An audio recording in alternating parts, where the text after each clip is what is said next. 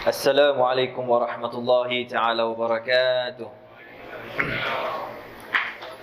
Bismillahi masyaallah la yasukul khair illallah.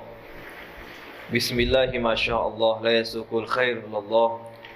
Bismillahi masyaallah ma kana bikum fi ni'amatin faminallah. Bismillahi masyaallah la hawla wa la quwwata illa billahil aliyyil azim. Innal hamdalillahi nahmaduhu wa nasta'inuhu wa nastaghfiruh wa na'udzu billahi min shururi anfusina wa min sayyiati a'malina wa may yahdihillahu fala mudilla lahu wa may yudlil fala hadiya lahu. Ashhadu an la ilaha illallah wahdahu la syarika lahu wa ashhadu anna Muhammadan 'abduhu wa rasuluh. Allahumma salli wa sallim ala sayyidina Muhammad الفاتح لما أغلق والخاتم لما سبق ناصر الحق بالحق والهادي إلى صراطك المستقيم وعلى آله حق قدره ومقداره العظيم. سبحانك لا علم لنا إلا ما علمتنا إنك أنت العليم الحكيم. ربنا اشرح لنا صدورنا ويسر لنا أمورنا واحلل عقدة من لساننا. نوينا تعلم وتعليم تذكر وتذكير ونفع والانتفاع والإفادة والاستفادة وحث على تمسك بكتاب الله وسنة رسول الله صلى الله عليه وآله وصحبه وسلم ودعاء إلى الهدى ودلالة على الخير وابتغاء مرضات الله وقربه وثوابه سبحانه وتعالى. أما بعد. Alhamdulillah, segala puji dan syukur kita kehadrat Allah Subhanahu wa taala. Pada malam ini dapat sekali lagi kita berkumpul di dalam rumah Allah Subhanahu wa taala. Kita melaksanakan tanggungjawab kita sebagai seorang hamba untuk bersujud kepada Allah Subhanahu wa taala. Dan ini merupakan salah satu nikmat yang besar yang Allah taala berikan kepada kita tuan-tuan dan puan-puan, kerana kita lahir saja kita dapat daripada keturunan-keturunan yang bersujud kepada Allah Subhanahu wa taala tanpa berlelah, tanpa berpenat untuk kita mencari Islam itu. Tetapi Allah Subhanahu wa taala pilih kita dalam jutaan manusia di dalam muka bumi ini. Allah Subhanahu wa taala kurniakan kepada kita keluarga yang bersujud kepada Allah Subhanahu wa taala, keturunan-keturunan kita, nenek moyang kita. Dan itulah daripada mujahadah dan juga kesungguhan dan juga hasil daripada jihad nenek moyang kita, tuan-tuan dan puan-puan, kita dapat nikmat iman dan juga nikmat Islam. Walaupun kita dijajah, walaupun pelbagai ancaman negara-negara luar untuk merosakkan umat-umat Islam yang tatkala sudah pun berpegang dengan akidah Islam, dengan syahadat la ilaha illallah Muhammad Rasulullah sallallahu alaihi wasallam, akan tetapi Bani Melayu, iaitu keturunan-keturunan Melayu, tuan-tuan dan puan-puan, mereka masih lagi bersujud kepada Allah Subhanahu wa taala.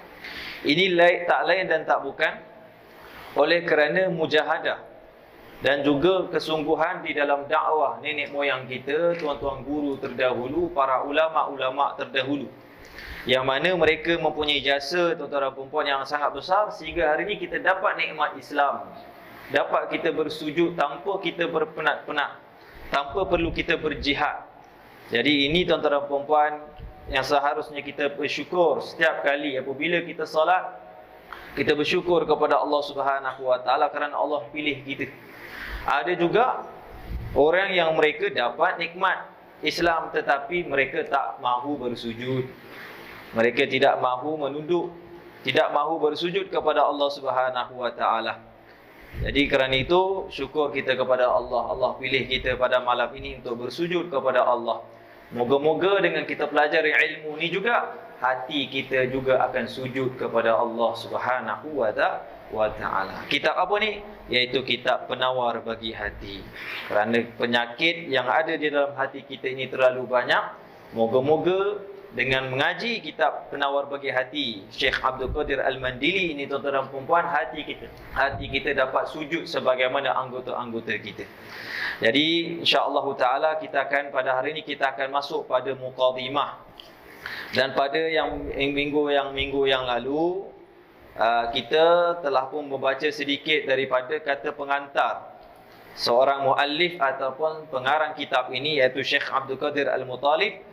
Dan pada hari ini kita akan masuk pada mukadimah. Dan pada setiap kitab kebiasaan para ulama, memang mereka itu menceritakan ataupun meletakkan mukadimah, iaitu pendahuluan. Artinya nak mengenalkan kitab ataupun apa yang nak disampaikan ilmu tersebut. Jadi kerana itu dia letak mukadimah dan dituliskan mukadimah permulaan daripada kitab tersebut. Jadi insya-Allah taala kita tengok di dalam kitab. Bismillahirrahmanirrahim. Berkata Syekh Abdul Qadir Al-Mandili, ketahuilah olehmu bahawasanya ilmu tasawuf itu pengetahuan yang diketahui dengan dia akan ilmu tasawuf itu akan segala kelakuan hati. Ini merupakan ta'arif ataupun definisi ilmu tasawuf. Apa itu ilmu tasawuf? Kata beliau adalah ilmu yang pengetahuan yang diketahui dengan ia akan segala kelakuan hati. Jadi kenapa kita belajar ilmu tasawuf ni? Oleh kerana kita nak mengetahui apa kelakuan ataupun sifat hati tersebut. Jadi kalau orang tak belajar ilmu tasawuf, maka dia tak tahu sifat hati dia. Jahil dia pada hati dia. Jadi kerana itu ilmu tasawuf itu mengajar untuk mengetahui apakah kelakuan, iaitu sifat-sifat di dalam hati kita. Itulah dikatakan maksud daripada kelakuan, sifat-sifat di dalam hati kita. Menceritakan apakah perbuatan-perbuatan hati kita.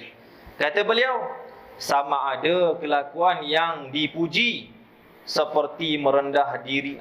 Sama ada kelakuan ataupun sifat yang dipuji, artinya sifat-sifat yang baik.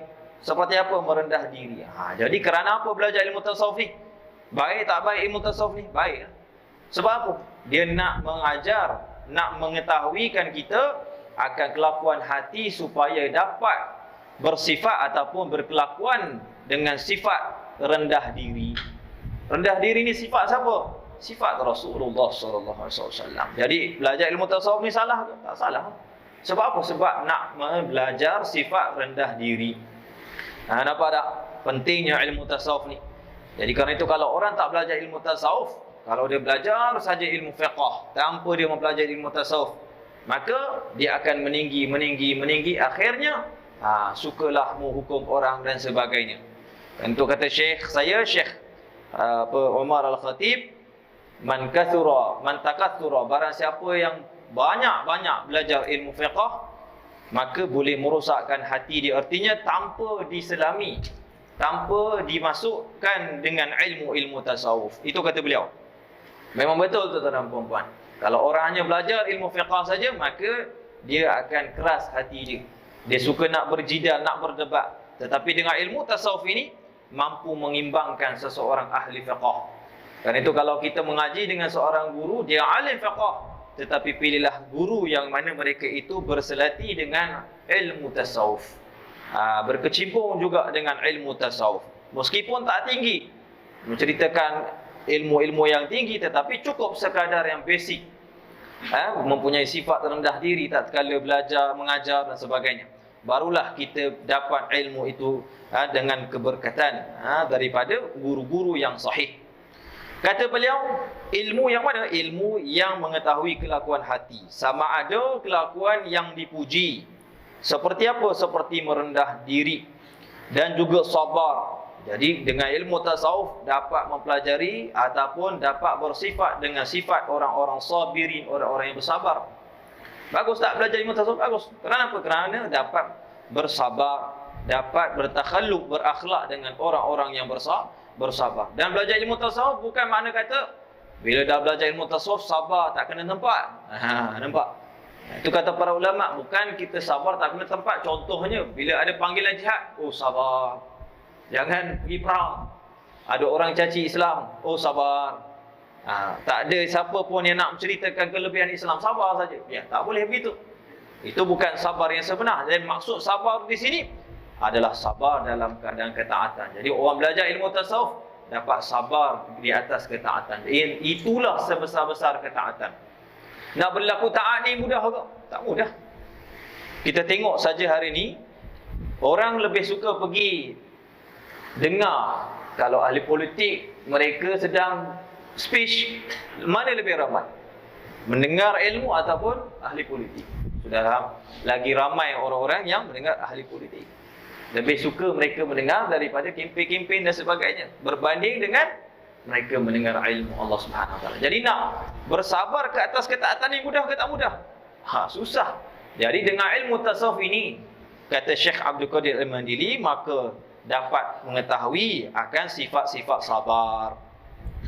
Atau kata beliau, sebaliknya, atau kelakuan yang dicela, iaitu kelakuan sifat-sifat mazmumah. Jadi bila belajar tasawuf, dapat mempelajari sifat mahmudah.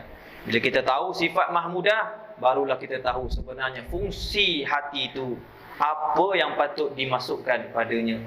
Dan kemudian bila kita belajar ilmu tasawuf, kita juga mengetahui kelakuan yang dicela, iaitu sifat-sifat yang teruk, yang dikeji. Seperti apa? Seperti dengki dan membesar diri. Jadi orang Melayu ni, tuan-tuan dan puan-puan, memang wajiblah mereka mempelajari ilmu tasawuf. Kerana apa? Kita orang Melayu kita ni juga, mana-mana bangsa pun ada di kalangan mereka suka berdengki-dengki. Jadi macam mana nak buang sifat dengki, sifat hasad, sifat sombong? Maka dengan ilmu tasawuf inilah yang mengajar kepada kita, kata beliau. Dan juga membesar diri.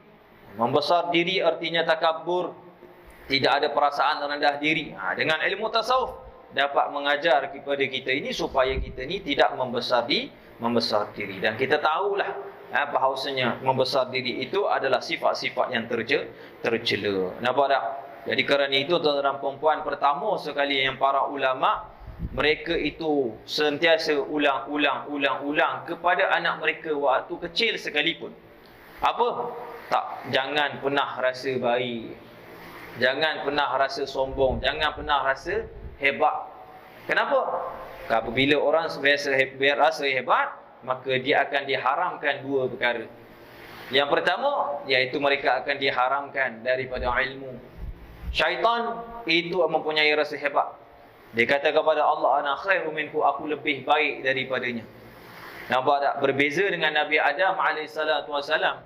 Itu apabila diturunkan di muka bumi, tuan-tuan dan puan-puan, apa yang Nabi Adam AS, dan kenapa Nabi Adam AS terselamat?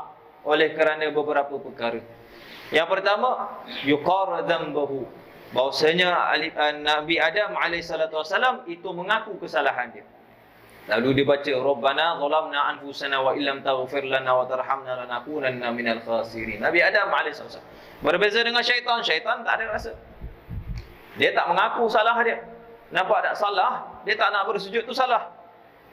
Kata Allah Subhanahu Wa Taala, lima la tasjudu. Kenapa engkau tidak bersujud kepada Adam? Dia kata apa? Aku lebih baik daripada Nabi Adam AS. Khuliqtahu min tin wa khalaqtani min nar. Sedangkan Nabi Adam itu diciptakan daripada tanah saja, tetapi engkau ciptakan aku daripada api. Kenapa? Kerana syaitan itu, tuan-tuan perempuan, dia banyak ilmu, tetapi dia kurang ilmu tazkiyah. Tak ada ilmu penyucian diri. Nampak tak? Jadi kerana itu kita nak buang sifat-sifat seperti ini. Dengan kita mengaji ni, kita tak ada rasa kita hebat. Jadi bila belajar ilmu tasawuf, barulah kita rasa macam kita ni, walaupun kita ni tok kadi, walaupun kita ni imam, walaupun kita ni ustaz, walaupun kita ni syekh, walaupun kita ni mufti, tuan-tuan dan puan-puan, tak ada makna. Tak ada erti semua tu. Jadi kerana itu kita ni belajar ilmu tasawuf ni untuk kita mengenal balik diri kita. Kita bila di alam roh, tuan-tuan dan puan-puan, kita semuanya tunduk sujud kepada Allah Ta'ala. Semua sujud kepada Allah Ta'ala. Allah mengatakan, alastu bi rabbikum. Bukankah aku ini Tuhan kamu? Roh-roh pun mengatakan, bala syahidna. Ya Tuhan kami, engkau adalah Tuhan kami, kami bersaksi engkau adalah Tuhan kami. Itu roh. Jadi dengan belajar ilmu tasawuf ni, untuk buang balik sifat-sifat yang ada rasa keakuan, rasa ananiah, aku, semua benda aku buat, semua benda aku hebat, semua benda aku kuat, aku yang buat, aku yang perlakukannya, aku yang usaha. Jadi belajar ilmu tasawuf ni untuk kita buang benda ni semua, untuk kita campakkan. Kerana itu para ulama, tuan-tuan dan puan-puan, di antaranya Al-Imam Asy-Sya'rani, tuan-tuan dan puan-puan, bila dia nak belajar dengan guru Syekh Ali Khawass. Tatkala mana Syekh Asy-Sya'rani ni bukan orang biasa. Time tu dia dah jadi qadi, dah jadi mufti dah, tuan-tuan dan puan-puan. Dia bukan calang-calang ulama, tuan-tuan dan puan-puan. Dia dah karang kitab besar-besar dah, nampak? Akan tetapi tuan-tuan dan puan-puan, pernah satu ketika dia mengajar di Masjid Al-Azhar. Mengajar Masjid Al-Azhar, tuan-puan. Bukan mengajar surah-surah biasa, mengajar Masjid Al-Azhar. Di situ semua ulama-ulama, para wali penuh, ramai. Sehingga kata guru saya, Syekh Ustaz Zulkifli Baitul Qura, dia kata sudah berjuta para wali itu menjejakkan tangga-tangga di Al-Azhar tu tak pernah ubah sampai lekuk. Itulah tanda para ulama, para wali pernah pijak di tempat tersebut. Jadi subhanallah, Syekh siapa? Syekh Abdul Wahab Al-Imam Asy-Sya'rani itu tengah mengajar, lalu lepas habis mengajar, anak-anak murid dia cerita ada seorang lelaki yang mana dia ni sering susun selipur, dan dikatakan dia itu adalah walinya Allah Subhanahu wa taala. Maka Imam Sya'rani, tuan-tuan dan puan-puan, dia pun pergi. Dia tengok satu hari tersebut, dia tengok memang betul. Ada seorang syekh orang tua, syekh ni orang tua lah, sedang susun selipur. Lalu dia tengok ni bukan orang mengaji, orang biasa saja, baju pun biasa-biasa, selekeh je. Jadi dia tengok bukan ulama. Macam mana anak murid aku kata dia ni wali Allah? Orang-orang masyarakat, penduduk semua kata dia wali. Lalu dia kata dengan suara yang kuat, dia kata sesungguhnya Allah Ta'ala itu tidak melantik wali Allah di kalangan orang-orang jahil. Lalu seorang lelaki tersebut yang bernama Syekh Ali Khawass, tuan-tuan dan puan-puan, dia kata apa? Bahkan Allah melantik wali-wali Allah Subhanahu wa taala di kalangan orang-orang yang bukan alim. Itu dikatakan kepada Syekh Abdul Wahab Al-Sya'rani. Jadi Imam Sya'rani terdengar macam tu, Imam Sya'rani tak puas hati. Dia kata, Syekh ni, orang tua ni main-main dengan aku. Dia kata, tak tahu ke aku siapa. Jadi masa tu alim fiqh, mengaji ilmu fiqh. Jadi dia pun balik ke rumah. Balik ke rumah, tuan-tuan dan puan-puan, dikatakan Imam Sya'rani ni ketika itu dia kehendak dengan isteri dia. Orang kahwin lah. Jadi malam tu dia minta kepada isteri dia. Tapi isteri dia kata, bang, malam ni tak boleh. Kenapa tak boleh? Dia kata, kalau nak juga, abang kena tawaf satu katil. Jadi keldai saya naik atas abang. Dia kata. Jadi Imam Sya'rani pun buat tuan-tuan dan puan-puan tawaf katil tersebut. Kemudian esok pagi, tuan-tuan dan puan-puan, Imam Syekh Ali Khawass tengah susun selipur. Kemudian datanglah Syekh Abdul Wahab ataupun Imam Asy-Sya'rani, tuan-tuan dan puan-puan. Kemudian kata lagi sekali, dia kata sesungguhnya Allah tak menjadikan di kalangan wali Allah Ta'ala itu di kalangan orang-orang jahil. Pasti di kalangan orang ulama juga yang menjadi wali. Lalu Syekh Ali Khawass, tuan-tuan dan puan-puan, dia kata apa? Dia kata alangkah kasihan kepada orang yang mana mereka itu dia menganggap dirinya alim, akan tetapi pada malam tadi dia berkehendak kepada isteri dia, lalu dia tawaf 7 kali di katilnya. Lalu terperanjatlah Al-Imam Asy-Sya'rani, tuan-tuan dan puan. Maka ketika itu, tuan-tuan dan puan, dia pun belajar. Maka apa pertama sekali dia belajar, tuan-tuan dan puan, Imam Ali Khawass itu berikan beberapa syarat kepadanya. Antaranya, kata beliau, cabut jubah kamu, tanggalkan jubah kamu.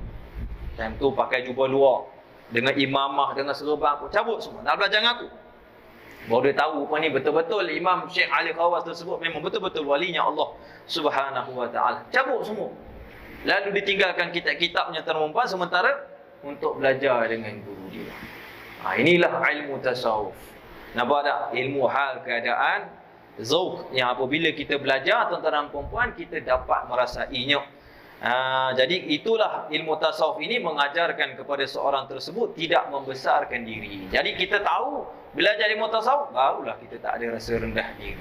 Nampak? Akhirnya Al-Imam Asy-Sya'rani tersebut menjadi seorang ulama dan walinya Allah Ta'ala, sehingga digelarkan sebagai Kutubul Ghawth wal Aqtab fi zamanihi.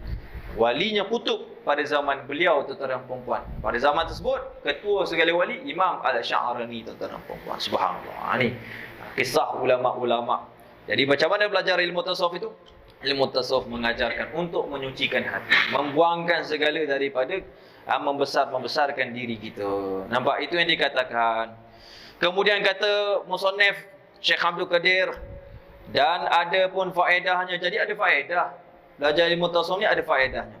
Dan ada pun faedahnya, kata beliau, dan ada pun faedahnya menyampaikan ia kepada mengosongkan hati daripada yang lain daripada Allah Ta'ala. Jadi bila belajar ilmu tasawuf ni, faedah dia apa? Iaitu membuang segala khawatir, membuang segala alaik. Khawatir artinya apa yang terlintas dalam hati, dan apa alaik, kaitan-kaitan, wa awaik, dan daripada benda yang boleh mengkacau hati kita, daripada mengingati Allah, daripada berhubung dengan Allah Ta'ala. Jadi bila kita ni hidup, kita ni tuan-tuan puan penuh dengan ujian. Bila kita celik saja mata, tuan-tuan puan, pelbagai ujian, macam-macam ujian. Nampak tak? Hatta kita tengok handphone kita pun penuh ujian. Jadi kalau kita tak ada ilmu tasawuf, maka dia akan menyusahkan perjalanan kita untuk mengenal Allah Ta'ala. Jadi ilmu tasawuf itu, kata beliau, adalah menyampaikan ia kepada mengosongkan hati, supaya hati kita ni dapat kosong, dapat fokus kepada Allah Subhanahu wa Ta'ala, daripada yang lain daripada Allah Ta'ala. Kullu ma siwa kahullu ma siwallah. Kerana itu setengah para ulama mengatakan ilmu tasawuf itu ilmu tasfiyatul qulub, menyucikan hati, wa tafarrugil qulub, dan juga mengosongkan hati, kullu syai'in ma siwallah, segala sesuatu kecuali Allah. Jadi bila orang belajar ilmu tasawuf, barulah dia dapat beribadah dengan sempurna. Kalau belajar ilmu-ilmu lain tapi tanpa belajar ilmu tasawuf, mungkin termasuk terkadang tidak ada khusyuk di dalam hatinya. Kerana itu Imam Ghazali pernah satu ketika dia jadi imam. Maka adiknya yang bernama Imam Ahmad. Imam Ahmad ni seorang ahli tariqah, seorang sufi. Jadi apabila dia solat, tuan-tuan dan puan-puan, di belakang Imam Al-Ghazali. Imam Ghazali ni alim dah masa tu, imam, ulama. Jadi ketika itu, tuan-tuan dan puan-puan, adik dia solat di belakang daripada Imam Al-Ghazali, maka adiknya terus mufaraqah. Mufaraqah artinya tak mau ikut imam lah. Jadi solat sendiri. Jadi Imam Al-Ghazali ni, tuan-tuan dan puan, terasa. Akhirnya dia tanya kepada adik dia, kenapa kau tak ikut aku? Dia kata, wahai abang, tak kala engkau sedang solat tadi, maka aku lihat seluruh badan kau tu, Allah tunjukkan kepada seluruh badan kau itu dibelumuran dengan belumurnya darah. Nampak darah seluruh badan kau. Maka subhanallah, Imam Ghazali seorang puan tersentuh. Maka Allah Ta'ala bukakan, memang betul. Kerana apabila dia sedang solat, ketika itu dia sedang memikirkan tentang masalah haid wanita. Alim, seorang alim, sampai terbawa-bawa dalam solat. Tetapi dengan ilmu tasawuf, tengok golongan-golongan sufi, orang-orang yang bersih hati mereka, ibadah mereka tidak terganggu. Mereka sentiasa hubungan mereka dengan Allah Subhanahu wa Ta'ala. Jadi itu faedahnya yang pertama. Dan yang kedua faedahnya, dan menghiasinya dengan memandang kepada Tuhan sekalian alam. Artinya orang yang belajar ilmu tasawuf, faedahnya menghiasi pandangan dia. Apa yang dia lihat, dia nampak Allah, artinya dia mengingati Allah, bukan nampak dengan mata kasar. Karena di dunia ni tak boleh nampak. Nampak, dia tak mustahil, tetapi benda tersebut tak berlaku, tuan-tuan dan puan-puan. Hanya nampak nanti di yaumul qiyamah. Meskipun ada khilaf, ada ulama kata boleh nampak juga. Imam Ahmad bin Hanbal pun disebutkan dalam satu kitab Al-Imam Asyuti, tuan-tuan dan puan-puan, dalam satu kitab Tanwirul Halaq, tak salah saya, fi ra'yatil jani wal malak. Dia katakan pernah bermimpi dengan Allah. Nampak? Tapi itu khilaf lah. Tapi kita pilih yang jumhur. Ulama mengatakan bahawasanya tidak boleh melihat Allah Ta'ala di muka bumi, kecuali di akhirat, yang mana Allah kata wujuhu yawma idzin nadhirah ila rabbiha nadhirah. Wajah-wajah mereka di yaumul qiyamah bersinar-sinar, ila rabbiha nadhirah, kepada Tuhan mereka lah mereka akan lihat nanti dalam syurga. Nampak? Jadi memandang artinya sekalian alam. Sekalian alam maksudnya apa? Kullu ma siwa Allah. Langit, bumi, batu-batu. Jadi orang belajar ilmu tasawuf, dia tak akan pandang dengan sisi. Itu faedah dia kita belajar ilmu tasawuf ni. Kita ni kurang ilmu, tuan-tuan dan puan-puan. Bila kita tengok satu benda, kita tak tahu erti benda tersebut. Orang yang belajar ilmu tasawuf, bila dia tengok pokok, menangis. Bila tengok haiwan, atar, zubab, lalat, dia boleh tengok, boleh menangis, tuan-tuan. Kerana apa Allah Ta'ala ciptakan sayapnya sekian-sekian macam ni? Dia boleh fikir. Ini yang Allah Subhanahu wa taala mengatakan orang-orang ulil albab, inna fi khalqis samawati wal ardi wa ikhtilafil laili wan nahari la ayatin ulil albab. Sesungguhnya penciptaan langit dan juga di bumi itu mempunyai kekuasaan Allah Subhanahu wa taala bagi orang-orang yang berfikir ulil albab. Siapa mereka? Alladzina yadhkuruna Allah qiyaman wa qu'udan wa 'ala junubihim wa yatafakkaruna fi khalqillah.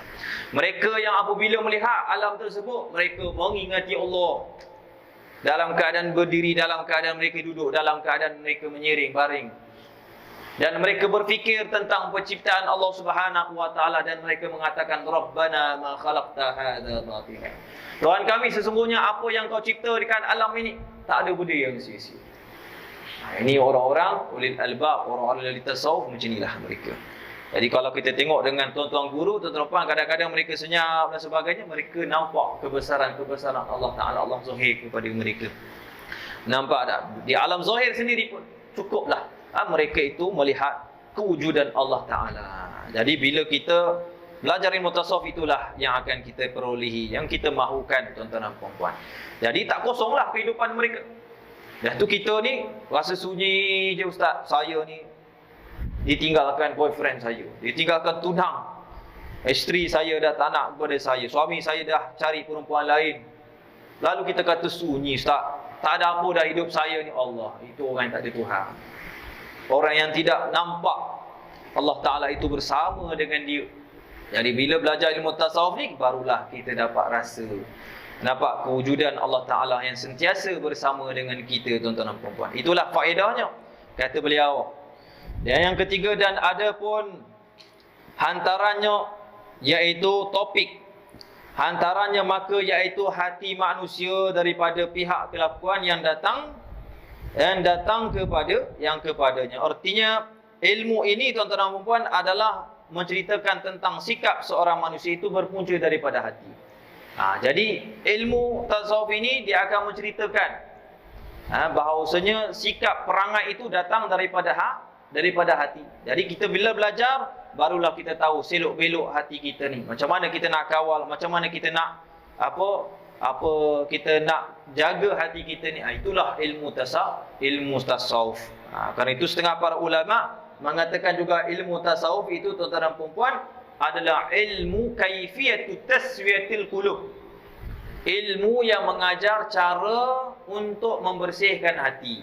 Barulah kita tahu bahawasanya dalam hati ini sekian-sekian. Kerana itu dalam kitab Ihya Ulumuddin, Al-Imam Al-Ghazali, tuan-tuan dan perempuan, dia ada cerita tentang ajaibul qalbi, tentang peranan-peranan hati dan sebagainya. Nampak tak? Jadi bila kita belajar ilmu tasawuf, barulah kita tahu apakah peranan-peranan hati kita tersebut. Kemudian yang keempat, dan ada pun hukumnya. Hukumnya apa ilmu tasawuf tersebut? Artinya di sini mempelajarinya. Maka fardu ain atas tiap-tiap yang berakal, bagi orang yang berakal, bukan bagi orang yang gila. Orang gila, tuan-tuan dan perempuan, tak diwajibkan ke atas mereka mempelajari ilmu tasawuf. Akan tetapi, tuan-tuan dan perempuan, kita tengok walaupun dia tak berakal, tengok-tengok terkadang dia lebih bertasawuf daripada kita. Kenapa? Kita kalau dimaki, dicaci, marah kita, bergaduh kita, bertumbuk kita. Orang gila kita maki dia, kita caci dia, dia buat dia. Maka dia lebih tasawuf daripada kita. Nampak tak? Tapi bukanlah nak katakan wajib mereka mempelajari ilmu tasawuf. Nak katakan begitulah. Orang-orang gila dan sebagainya. Oleh kerana itu, tuan-tuan dan perempuan, jangan biasa-biasa kita tengok orang-orang yang selekeh, orang yang biasa ni, tuan-tuan dan perempuan, kita kata dia tu orang gila. Kerana takut-takut orang seperti ini yang disebut oleh Rasulullah sallallahu alaihi wasallam. Kata Rasulullah SAW, rubba ash'atu madfu'un bil abwabi aghbara. Kata Rasulullah SAW, terkadang ada orang yang mana selekeh, ash'ath, serabai rambutnya, aghbara, berdebu badannya, madfu'un bil abwabi, kalau nampak di pintu-pintu rumah, halau. Madfu'un, dia ditolak di pintu-pintu rumah, orang tak bagi masuk, kedai pun orang tak bagi. Tapi kata Rasulullah SAW, lau aqsama 'ala Allahi la abarrah. Tapi kalau dia berdoa kepada Allah, Allah tak tolak doa dia. Ada orang tadi. Jadi kerana itu kita kena belajar ilmu tasawuf ni, tuan-tuan dan puan-puan. Bila kita tengok orang, kita tak rasa sombong. Bila kita tengok orang datang ke masjid, barulah kita rasa macam tak kisah siapa pun. Yang penting kalau dia dalam keadaan bersih, dalam keadaan membawa benda-benda yang baik, maka silakan dia masuk. Jangan tolak orang macam ni. Inilah pentingnya ilmu tasawuf. Dan kata beliau, ada pun hukumnya fardu ain ke atas tiap-tiap berakal. Orang-orang yang berakal, orang yang tidak berakal tidaklah diwajibkan ke atas mereka. Jadi fardu ain hukum dia. Itu yang dikatakan sebagaimana kata Imam Al-Ghazali rahimahumullah, bahawasanya ilmu tasawuf ni ilmu yang fardu ain. Artinya setiap individu, setiap mukallaf yang berakal. Jadi tak ada rukhsah lah. Tak ada boleh kita mengelak, tak apalah ustaz, saya tak nak mengaji ilmu tasawuf ustaz, tak boleh kita.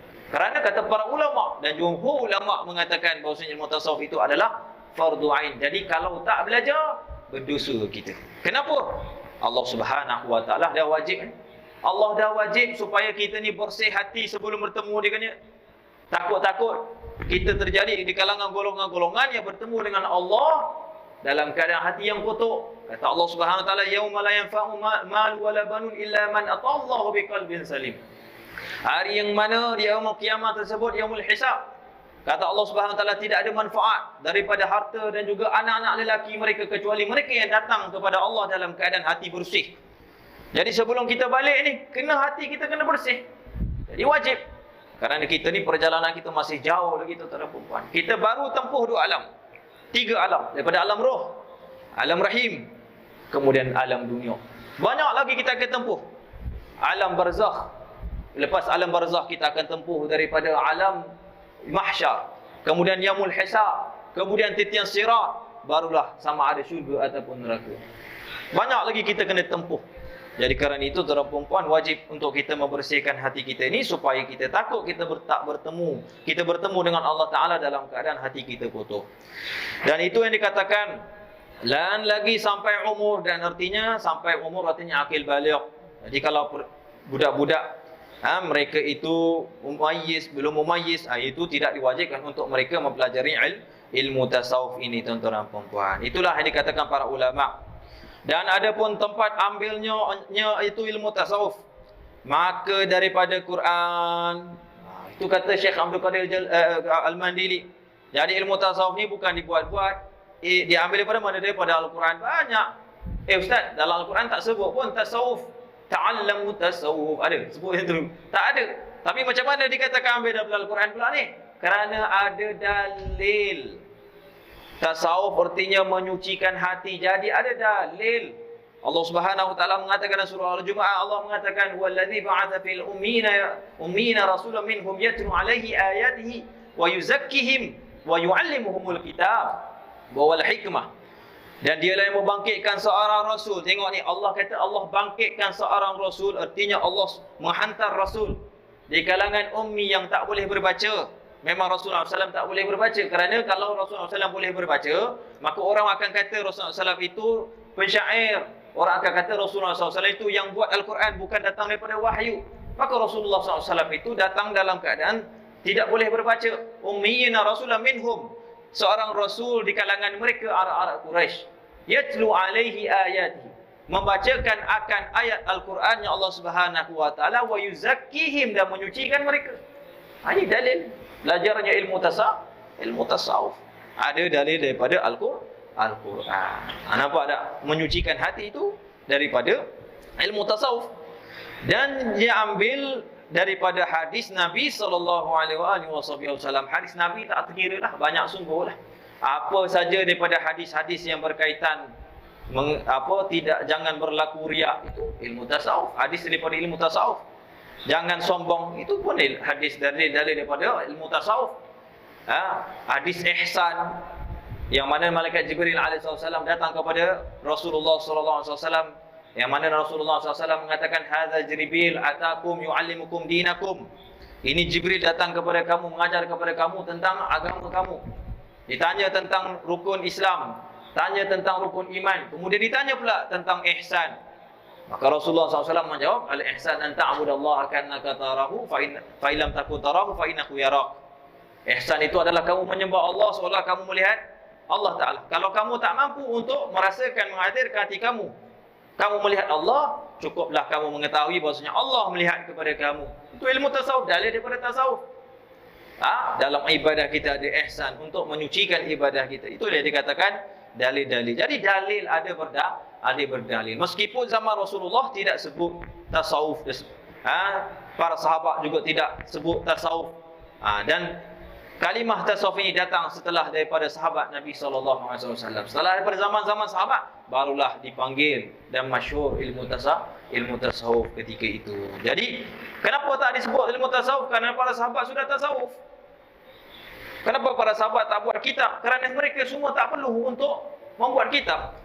Tak perlu untuk mengajar siapa yang tak tahu. Cukup mereka cakap. Semuanya akan terus beramal. Tapi kita ni cepat lupa. Maka para ulama membukukan kitab tasawuf supaya kita ingat jalan macam mana nak membersihkan hati. Seumpama macam inilah tuan-tuan dan puan-puan. Ulama ni mengarang kitab tasawuf. Kenapa?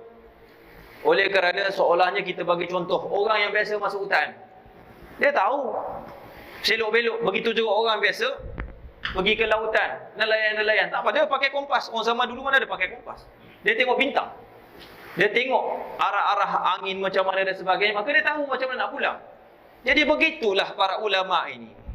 Mereka tuan-tuan dan puan-puan, dia tengok umat-umat akhir zaman. Kita yang ke belakang-belakang ni, tak mampu kita nak bersihkan hati kita ni dengan cara macam mana? Dengan cara kita ini macam para sahabat Nabi SAW.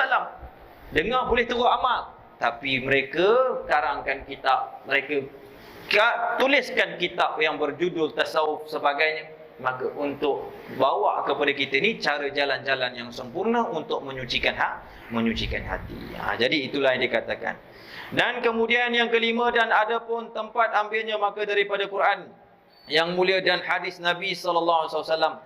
Dan yang keenam, dan ada pun namanya itu ilmu tasawuf. Jadi nama ilmu tasawuf ni banyaklah. Ada yang dipanggil ilmu qulub, ilmu hati. Ada yang dipanggil ilmu tazkiyah. Ada ilmu penyucian. Banyaklah namanya. Ada juga dipanggil ilmu hakikat. Ada juga dipanggil ilmu ma'rifat. Jadi adalah dikatakan nama-nama ilmu tasawuf ini tuan-tuan dan puan-puan. Jadi itu hanya sekadar nama. Akan tetapi ilmu tasawuf yang hakiki, yang sebenar, itu adalah berperanan dengan hal keadaan kita, zauq kita, rasa kita. Itulah dipanggilkan hakikat dan juga ma'rifah dan ataupun ilmu tasawuf. Dan inilah yang dikatakan sebagai pengenalan tuan-tuan dan puan-puan. Nak ikutkan sebenarnya ada 10. Akan tetapi musannif itu disebut sampai 6 saja. Kerana disebutkan innal mabadi'a likulli fannin 10. Setiap daripada pendahuluan artinya pengenalan jenis ilmu fan itu ada 10. Nampak adalah. Tetapi disebutkan sampai 6 saja. Ala kulli hal kita ikutlah pada ilmu musannif tuan-tuan dan puan-puan. Masa lagi habis dah. Jadi ala kulli hal tuan-tuan dan puan, hanya sedikit saja kita baca pada malam ini. Jadi ala kulli hal itulah yang disebutkan secara ringkasnya tentang ilmu tasawuf. Jadi insya-Allah taala nanti akan datang, kita akan masuk nanti pada perihal 7 anggota itu, kita akan baca secara ringkaslah. Kerana kita ni sebulan sekali tuan-tuan dan puan-puan, kuliah kita ni sebulan sekali. Jadi ala kulli hal, mudah-mudahan Allah Subhanahu wa taala kurniakan kepada kita semua untuk kita dapat merasakan hakikat tasawuf itu di dalam diri kita untuk kita amalkan. Kerana ramai orang belajar tasawuf tuan-tuan dan puan, tetapi hanya maklumat saja, kata guru saya. Tak berapa ramai orang yang belajar ilmu tasawuf itu orang yang beramal dengan tasawuf. Nak amal tasawuf ni mudah ke tuan-tuan dan puan-puan? Dia tidak mudah, tetapi dia kena berburu dan dia kena tajarrubah, mengambil pengalaman secara mereka itu belajar dengan zikir, belajar dengan mujahadah, riadah nafsu mereka, barulah mereka dapat betul-betul beramalkan dengan ilmu tasawuf ini tuan-tuan dan puan-puan. Jadi insya-Allah taala jangan risaulah, sebab saya tak mengajar tinggi-tinggi dan saya pun bukan level yang tinggi, bukan level tuan-tuan guru. Jadi saya ajarkan benda yang basic saja. Dan inilah tarik perjalanan guru-guru kami di Hadramaut. Kebanyakan mereka akan belajar dan mengajar kitab-kitab yang simple saja tuan-tuan dan puan untuk kita amal. Tetapi benda yang simple macam inilah banyak kita tak lepas. Nampak tak tuan-tuan dan puan, kitab yang kecil seperti penawar bagi hati tuan-tuan dan puan, sebenarnya besar sebenarnya. Nampak, nak amal semua bukan mudah tuan-tuan dan puan. Tetapi biarlah kita belajar daripada basic walaupun kitab kecil. Ada orang ustaz dia buka di masjid sana kitab Hikam Ibnu Athaillah, kitab Hikam Ibnu Ruslan, kitab Hikam Abi Madian, kitab Hikam Imam Al-Haddad, semua hikam ustaz. Ustaz buka pandangan bagi hati Allah. Tak ada zuk Allah. Tak ada zuk. Tapi inilah yang tak lepas. Jadi saya pun belum tentu lepas. Jadi kerana itu tuan-tuan, bila saya mengajar ni, bukan saya yang baik. Sebenarnya saya mengajar ni, saya niat supaya saya perbetul balik diri saya. Itu kata guru saya, sebenarnya bila kita mengajar, kita kena ingat di hadapan meja kita ni tuan-tuan jurang api neraka. Walaupun dalam masjid jurang api neraka, kalau kita riak, jatuh kita. Jadi bila belajar mengajar ni tuan-tuan, subhanallah, sebenarnya nak pun peringat balik diri kita dan juga kepada tuan-tuan yang lain. InsyaAllah tuan-tuan dan puan, mudah-mudahan Allah kabul hajat kita, Allah Subhanahu Wa Taala ampun dosa-dosa kita. Allah jadikan kita orang yang beramal dengan ilmu zahir dan juga batin. Allah permudahkan segala urusan, Allah sembuhkan segala penyakit, Allah jauhkan segala daripada wabak daripada kita yang hadir dan juga orang-orang yang dengar daripada live.